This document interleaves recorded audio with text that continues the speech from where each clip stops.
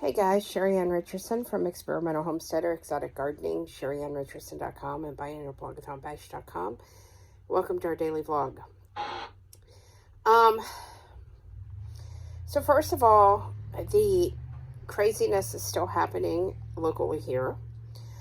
People are still going to the stores, and even though there's limits on the amount of items they can buy, they are maxing out what they can get. I have seen shopping carts completely overfilled with stuff. I have seen families where both the husband and the wife have had shopping carts completely filled and they just check out separately. I've seen a lot of really crazy things going on. Toilet paper aisles are still pretty well empty. Fact is, most things are pretty well empty.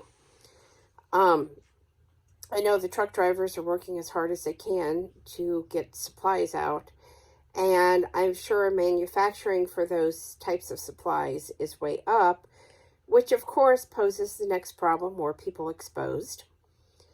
I'm hearing a lot of calls on the scanner for people making emergency phone calls and needing an ambulance because they can't breathe. Our total numbers don't match the calls that I'm hearing.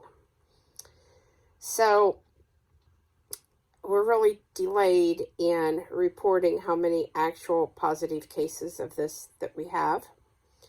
Some of that could be due to the fact that some of the tests take 14 days or more to get back. I'm sure the labs are just really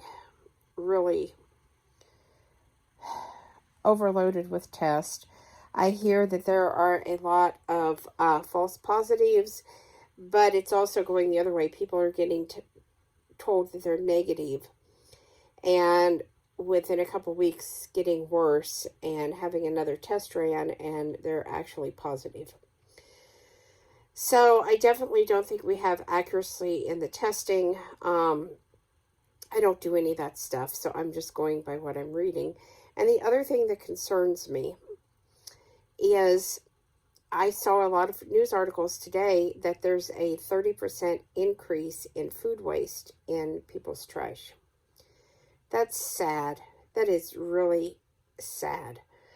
Not only because there's people out there that would love to have the food before it goes bad if you've found out you've overbought, but there are neighbors and people that could use it, and I understand not wanting to have contact, but you could set it on your porch or outside and they could come pick it up.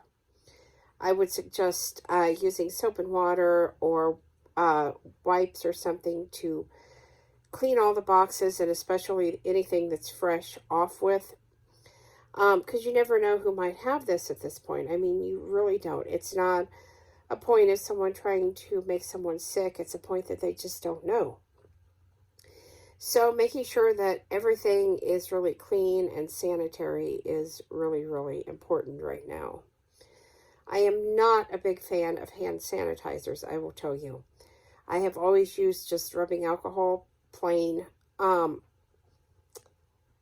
think that if you kill too much of the good bacteria, which of course sanitizers do kill both, the good and the bad, you kill too much of the good and you're going to have a problem. So I think that bacteria in small quantities can really help us build our immune systems. And of course, I grew up in a time when people didn't worry about hand sanitizers, just wash your hands.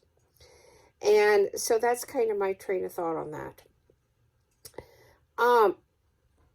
Some other things that I've noticed and some other thoughts that I have in regards to this is, you seem to have two types of people right now. You have the really nice people that really seem to care about other people. And then I'm seeing this really selfish group of people that it's all about me.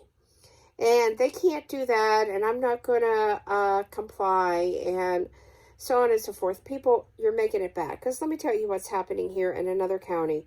And this is going to be every place if people do not heed the warnings and stay home. They are making it to where even stores like Walmart cannot sell anything like electronics, games, books or magazines, toys, home and garden stuff. It's gardening season, and we're not going to be able to buy this stuff, people.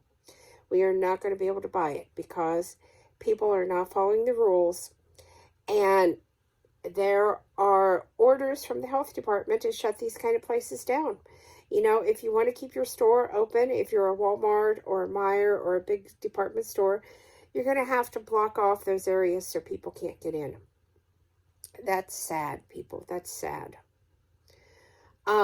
Basically, if it's not an essential, you're not going to be able to get it if you keep on not obeying when these counties put out a essential shopping only rule. That is also really hurting small businesses. I mean, they're already hurting anyway, but it's making it even worse for them.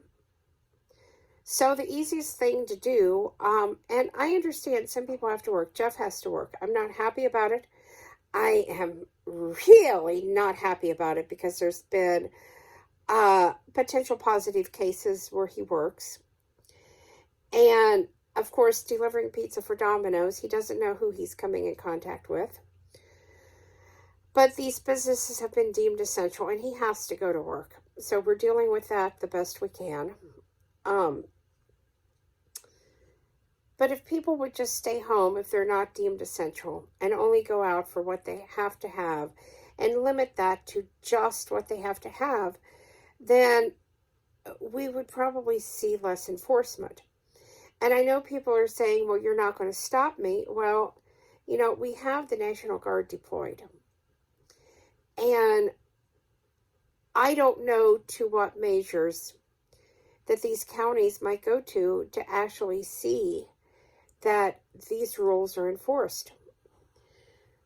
I know a lot of people are freaking out right now. And, my other thought is this Revelations in the Bible? I don't know. I know that it talks in the Bible about God doesn't want you to waste food. Gather enough for what you need for one day and don't waste the rest. And when people did not listen, it molded.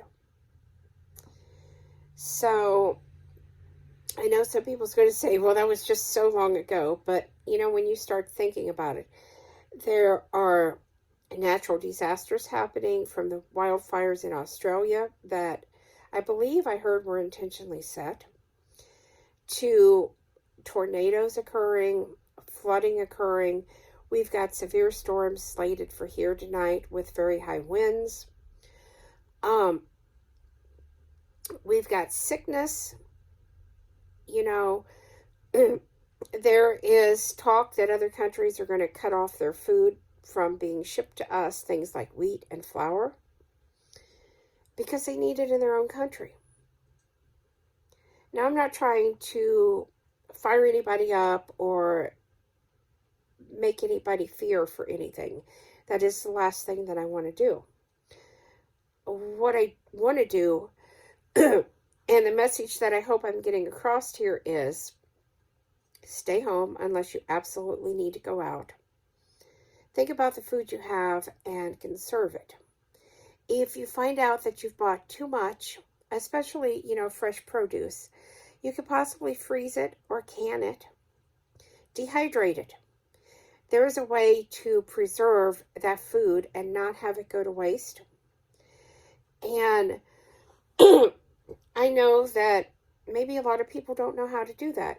I'm available. Ask me. My blog, experimentalhomesteader.com, has a lot of information on it. And if it's not there, do a Google search. There are so many of us out there, preppers and homesteaders both, that have put out so much information in preparation for something like exactly what is happening here, that the information is available. And like I said, if it's not, you can ask me, you can ask your favorite prepper or homesteader, and they can probably tell you. It's hard to know exactly what information to put out and what somebody else might want to know. And now that this has happened, we all just need to stick together, stay calm, work together, and get through this. And we can get through this. So anyway, guys, please subscribe, thumbs up, thumbs down, comments below. Thanks for watching, and have a great night.